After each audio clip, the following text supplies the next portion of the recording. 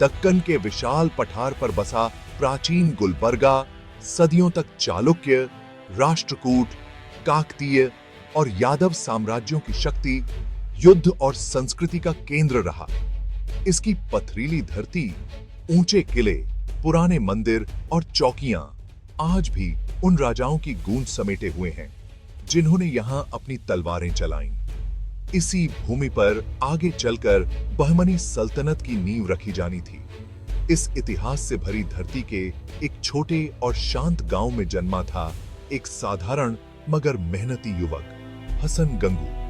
खेतों में मेहनत, धूप में तपते रास्तों पर चलना और रोजमर्रा की कठिनाइयों से जूझना उसकी जिंदगी का हिस्सा था।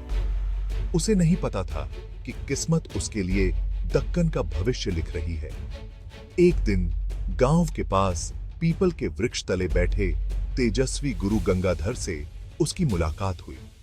गुरु की आंखों में दिव्यता, शब्दों में दृढ़ता और दंड में आध्यात्मिक तेज था।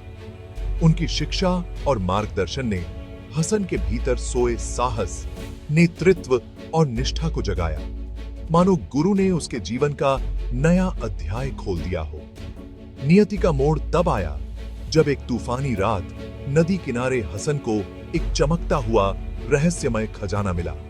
सोने के सिक्कों और रोशनी से दमकता संदूक। यह धन उसके लिए सिर्फ संपत्ति नहीं, बल्कि आने वाले समय का संकेत था।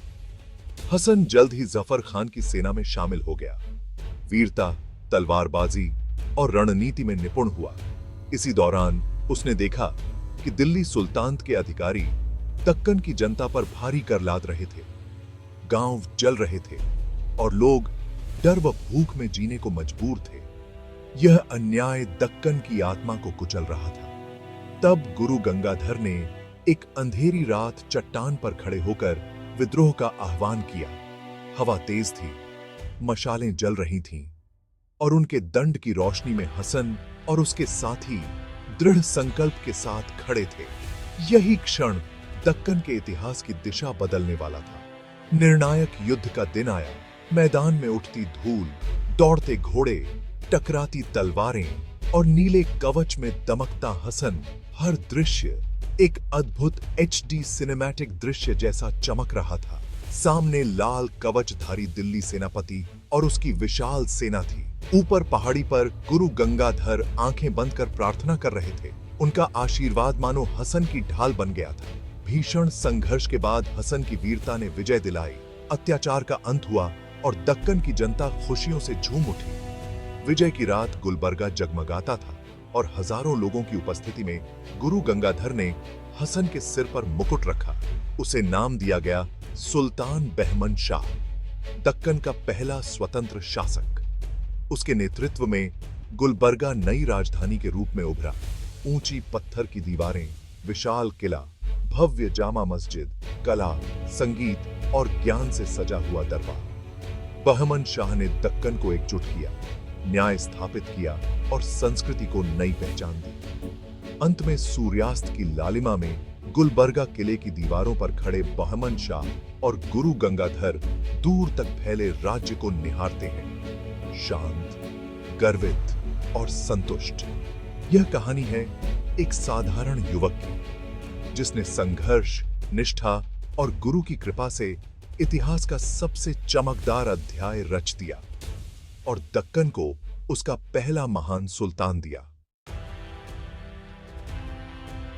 निर्णायक युद्ध के मैदान में बहमन शाह और उनके साथियों ने पूरी ताकत के साथ मुकाबला किया।